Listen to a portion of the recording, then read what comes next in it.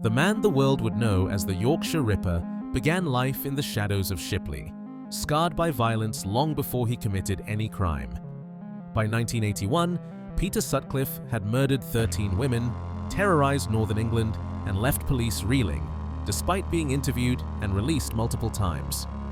Behind the headline, "Horrors of Jack the Ripper," lies a story of childhood trauma, unchecked delusions, and catastrophic investigative failures. How did this ordinary boy become a name whispered in fear, and why did it take years for the truth to finally emerge? The answers reveal more than just a killer. They expose the darkness within a system meant to protect us. Shipley, West Yorkshire, 1946. Peter Sutcliffe entered a world where violence was woven into the fabric of daily life. His father, John, ruled the Bingley home with fists and fear. Family members called him a monster.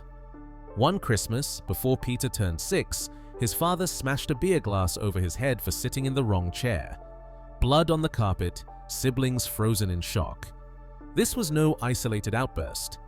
John drank, chased women, and whipped his children with a belt. Their mother, Kathleen, bore the brunt of his rages. Catholic, gentle, she became Peter's anchor, the one adult he trusted, the one he watched being broken. School brought no relief. At St. Joseph's, Peter was a target. Small, quiet, and pale, he was bullied for his size and for clinging to his mother's skirt. He hid in the loft for days, terrified of classmates. Teachers found him withdrawn, unable to keep up. He left school at 15, carrying scars no one could see. But the deepest wound came at 24. His father, suspecting Kathleen of infidelity, set a trap. He took Peter and 2 siblings to a hotel, forced them to watch as he accused their mother, and pulled a negligee from her purse. The betrayal shattered Peter's world. The woman he'd placed on a pedestal was exposed, humiliated in front of her own children. Psychologists later called this the pivot, the moment trust curdled into suspicion and love into something darker. In the streets outside, Peter walked alone, eyes lowered, rage and confusion festering. Home offered no comfort. School offered only fear. And in the place where a boy should have learned how to care, he learned instead how to hate and how to hide it.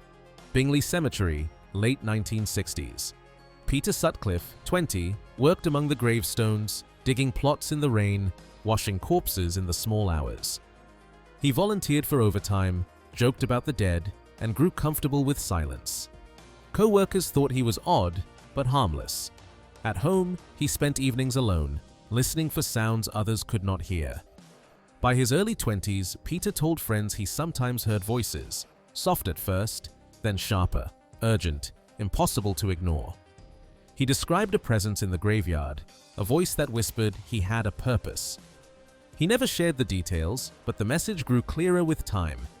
In 1967, he met Sonia Surma at a dance hall in Bradford. Sonia, the daughter of Czech immigrants, was quick to anger and fiercely private. She began treatment for schizophrenia 2 years before their wedding in 1974. Their marriage was marked by long silences and sudden storms. Sonia suffered miscarriages and Peter withdrew further. He spent nights driving alone, circling the red light districts of Leeds and Bradford, watching women from the shadows. The voices followed him home, crowding his mind with warnings and commands. Doctors later diagnosed him with paranoid schizophrenia. He claimed God spoke to him through the stones at Bingley, urging him to rid the world of harlots. He believed he was chosen, set apart, called to a special mission. Sonia noticed his moods darken, his sleep grow restless, but Peter kept his secrets well hidden. The line between reality and delusion blurred. At work, he handled the dead with care. At home, he brooded in silence. In his mind, the voice grew louder, and the world outside seemed more threatening, more corrupt. The stage was set for violence, and Peter Sutcliffe stood at the edge, listening for orders only he could hear. October 1975, the Prince Philip playing fields in Leeds. Wilma McCann's body lay in the grass, her white trousers pulled down, her blouse pushed up. She was 28 years old, a mother of 4, and had left her children asleep in the small house nearby. She had been struck twice on the back of the head, then stabbed 15 times in the chest and abdomen. The pathologist, Professor David G., found traces of semen. evidence of a sexual element, but no sign of rape. Police officers combed the field for clues, but there were no witnesses, no murder weapon, and no footprints in the wet ground. The only sound that night had been a dog barking in the distance. January 1976, a cold Tuesday night, an industrial yard off Roundhay Road. Emily Jackson, 42, mother of 3, had taken a call from a man looking for business. She climbed into his car, a battered Ford Corsair, and was driven to a derelict yard behind some garages. She was found the next morning, her body sprawled in the frost, head caved in by 2 hammer blows. But it was the stabbing that shocked even seasoned detectives. 52 wounds, grouped in clusters across her chest, abdomen, and back. The killer used a Phillips screwdriver to puncture her flesh, working methodically, leaving 5 distinct groupings. Then, as if to leave a message, he thrust a length of wood between her legs. Professor G's team found something else, a boot print pressed deep into the flesh of Emily's thigh. Size 7, Dunlop Warwick Wellington. The imprint was clear, the rubber treads distinct. It was the first real clue. Forensic officers took casts, hoping for a match. But the killer had left no fingerprints, no hair, no blood, except for Emily's. Only the boot print and the violence of the attack tied the 2 murders together. Wilma and Emily had lived worlds apart, but their deaths bore the same signature: sudden, overwhelming force, then a frenzy of stabbing. The killer's pattern was emerging: silent approach, hammer blows, then the cold precision of the blade. In the alleys and fields of Leeds, a new kind of fear took root. And somewhere in the city, a man with a size 7 boot was already searching for his next victim. Detectives in Leeds drew a line early. The killer, they said, hated prostitutes. That single idea shaped every decision, every file, every interview. The first 4 attacks, all in 1975, happened far from the red light district. But when Emily Jackson was found, police settled on the theory: the Ripper was hunting sex workers. In the months that followed, women who did not fit the label were written off as mistakes, their cases filed under accidents or unrelated violence. Tracy Brown, just 14, was attacked with a hammer on a country lane near Silsden. She survived, gave police a detailed description, and even helped produce a photo fit. But she was not a prostitute, so her case was never linked. Her father pressed for answers. He was told the Ripper did not target girls like Tracy. Years later, a review confirmed she had faced the same man. Marcella Claxton, attacked in Roundhay Park, suffered a fractured skull and lost her unborn child. She described a bearded man with a Yorkshire accent driving a familiar car. Police took her statement but dismissed her as unreliable, her case left to gather dust. Olive Smelt, attacked in Halifax, recalled her assailant's local voice, his dark hair, the hammer in his hand. Police labeled her of loose morals, and her testimony was quietly sidelined. Inside the Milgarth incident room, the rule was clear: if the victim was not a prostitute, the case did not belong. Survivors whose stories clashed with the official theory were ignored, their evidence buried under thousands of index cards.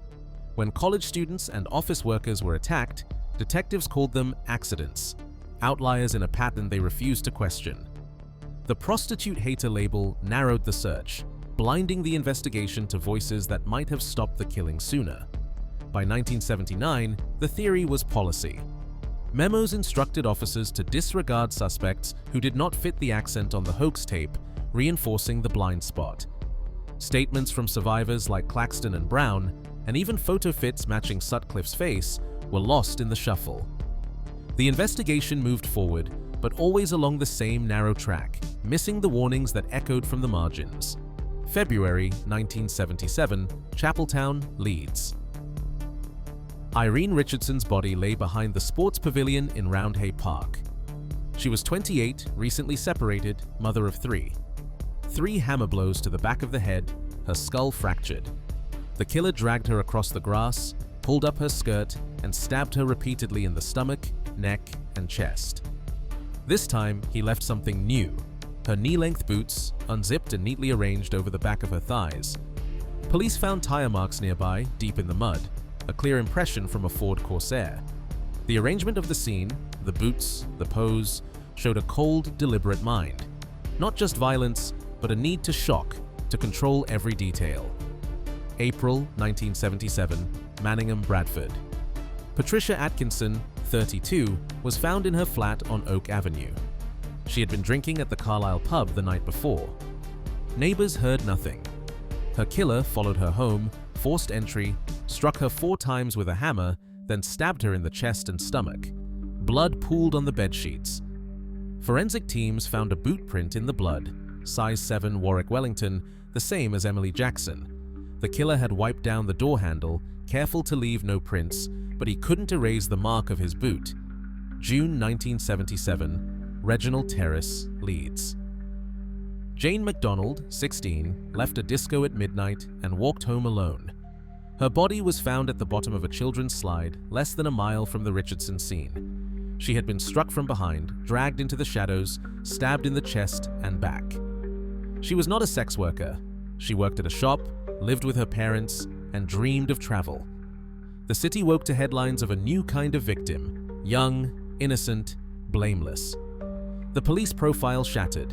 In the space of 5 months, the killer had crossed boundaries, age, class, and city lines. The pattern was no longer simple. The Ripper was hunting anyone he chose. Detectives combed the scenes for clues: tire tracks, boot prints, the careful posing of bodies. The violence was escalating, but so was the planning. Each killing left a signature, something arranged, something left behind. In the incident room, the sense of crisis deepened. The rules no longer held. Leeds and Bradford were gripped by fear, and the man with the hammer was nowhere to be found. Millgarth Police Station, Leeds. By the end of 1979, the incident room was drowning in paperwork. The floor had to be reinforced to hold the weight of thousands of files. Stacked boxes lined the walls, each one crammed with handwritten index cards. Every new clue meant another card, another slip of paper dropped into the flood. 30,000 statements, 250,000 names to cross-check, millions of car numbers logged from street patrols and red light districts. The manual system could not keep up. No computers, no central database, just rows of clerks, shuffling cards, trying to spot a pattern in the chaos. Detectives worked in shifts, their desks buried under reports. 4 separate cards for Sutcliffe sat in the files, never brought together. His car registration had been spotted 60 times in the red light zones, but no one joined the dots. When a new tip came in, it could take weeks to reach the right officer, if it got there at all.